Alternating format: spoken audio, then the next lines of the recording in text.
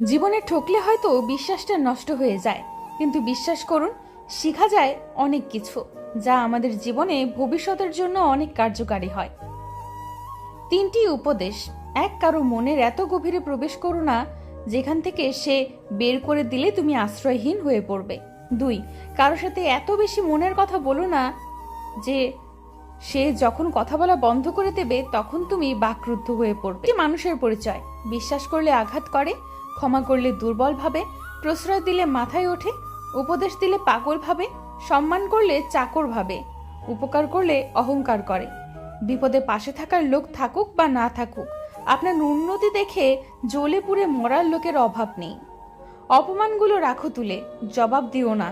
এখন ভাগ্য তোমার বদলাবে যেদিন গর্জে ওঠো তখন।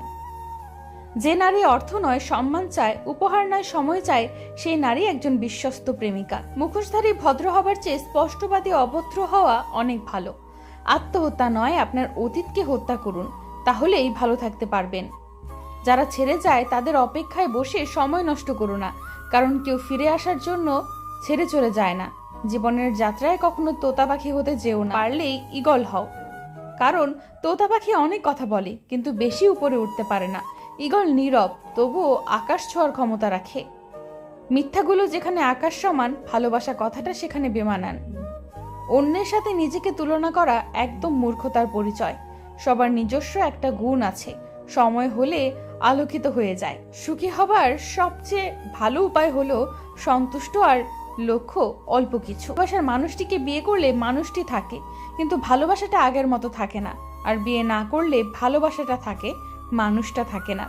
কখনো ছোট ভেবো না, কারণ একটি কথা সবসময় মনে রেখো, 5 টাকা দামের কলম কিন্তু 5 কোটি টাকার চেক লেখার কাজে লাগে। কিছুদিনের ভালোবাসা পেয়ে ভেবেছিলাম সব পেয়েছি, কিন্তু আমি ভুলে গিয়েছিলাম জলের উপর চাঁদের আলো কিছুক্ষণের জন্য থাকে। নজর খারাপ পুরুষদের আর পর্দা ঘোমটার আড়ালে মুখ লুকিয়ে থাকতে হয় নারীদের। কি অদ্ভুত, তাই না? শব্দের ব্যবহার সাবধানে করো, কারণ শব্দ যখন জীবনের নতুন মানে দেয়, আবার সে শব্দ জীবনের সব কিছু কেড়ে নেয়।